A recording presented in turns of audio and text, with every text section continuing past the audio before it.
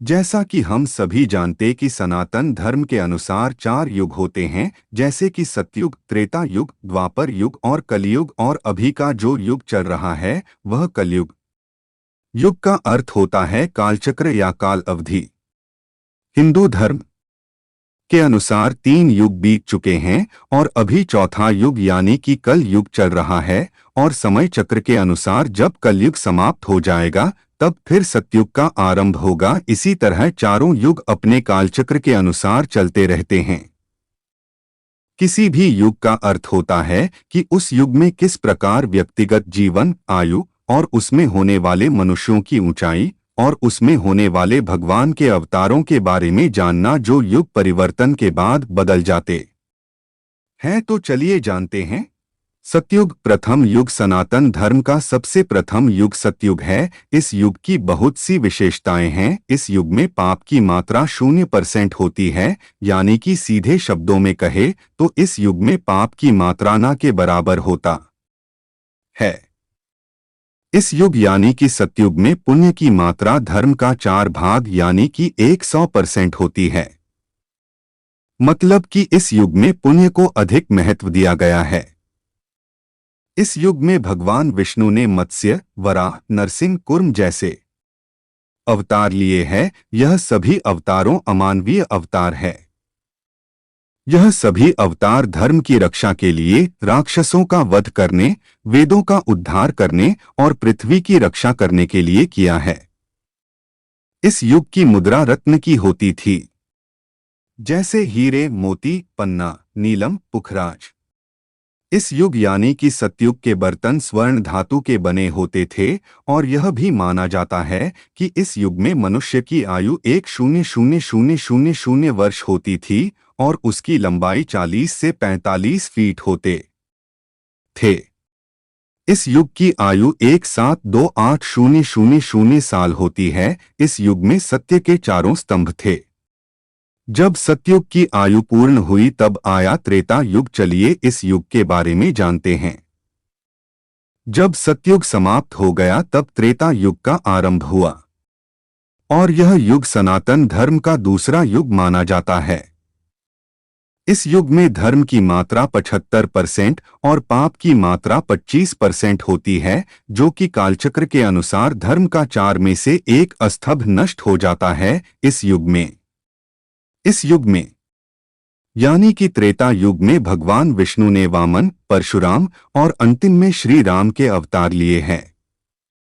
इन अवतारों को लेने का कारण था कि वामन के रूप में राजा बलि का उद्धार करना, परशुराम के रूप में धर्मपथ से भटके हुए दुष्ट क्षत्रियों का नाश करके सबको धर्म पथ पर लाना, श्री राम के रूप में रावण का संहार करके इस समस्त पृथ्वी पर से रावण का आतंक मुक्त करना।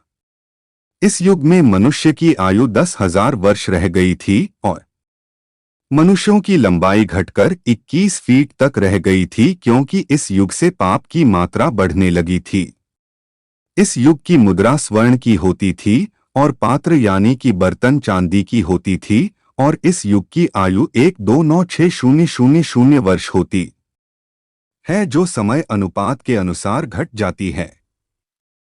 इसके बाद आता है द्वापर युग, त्रेता युग, दूसरा युग। जब सतयुग समाप्त हो गया तब त्रेता युग का आरंभ हुआ, और यह युग सनातन धर्म का दूसरा युग माना जाता है।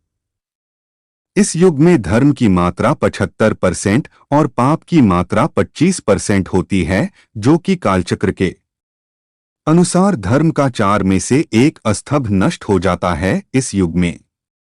इस युग में यानी कि त्रेता युग में भगवान विष्णु ने वामन, परशुराम और अंतिम में श्री राम के अवतार लिए हैं। इन अवतारों को लेने का कारण था कि वामन के रूप में राजा बलि का उद्धार करना, परशुराम के रूप में धर्मपथ से भटके हुए दुष्ट क्षत्रियों का नाश करके सबको धर्म पथ पर लाना, श्री राम के रूप में रावण का संहार करके इस समस्त पृथ्वी पर से रावण का आतंक मुक्त करना। इस युग में मनुष्य की आयु 10,000 वर्ष रह गई थी और मनुष्यों की लंबाई घटकर 21 फीट तक रह गई थी, क्योंकि इस युग से पाप की मात्रा बढ़ने लगी थी। इस युग की मुद्रा स्वर्ण की होती थी और पात्र यानी कि बर्तन चांदी की होती थी, और इस युग की आयु 1296000 वर्ष होती है, जो समय अनुपात के अनुसार घट जाती है।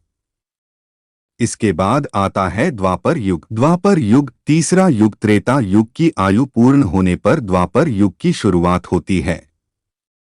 द्वापर युग को सनातन धर्म का तीसरा युग माना गया है। इस युग का तीर्थ स्थल कुरुक्षेत्र है।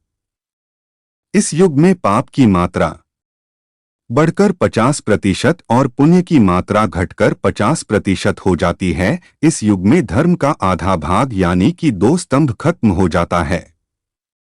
इस युग में मनुष्य की आयु घटकर 1000 वर्ष रह गई थी और मनुष्य की लंबाई 10 से 11 फीट रह गई थी। इस युग की मुद्रा चांदी की होती थी और इसके पात्र तांबे के होते थे।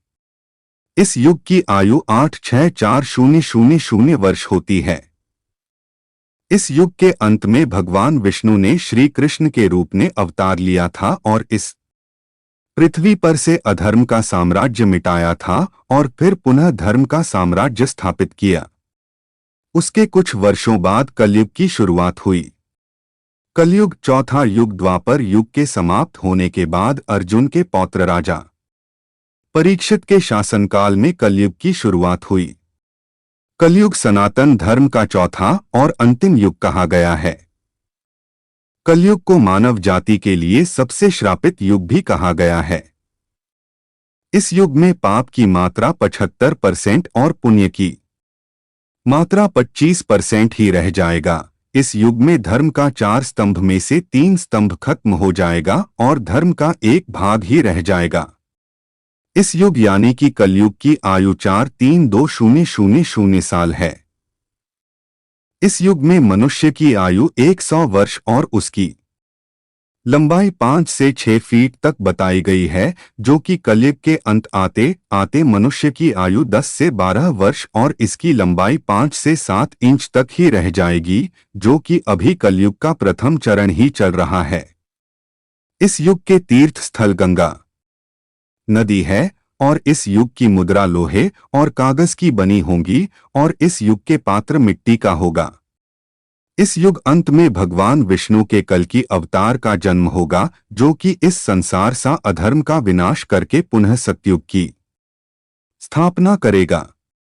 जैसा कि इस युग का अभी प्रथम चरण ही चल रहा है और कलयुग की शुरुआत द्वापर युग के बाद हुई है, तो पुराणों और विशेषज्ञों की गणना के अनुसार कलयुग अभी 5000 वर्ष ही बीते हैं, जो कि अभी कलयुग का अंत आने में 42700 वर्ष और बचे हुए हैं, जो कि कलयुग का अंत आने में भी बहुत समय है। तब भगवान विष्णु इस धरा पर अवतरित होंगे।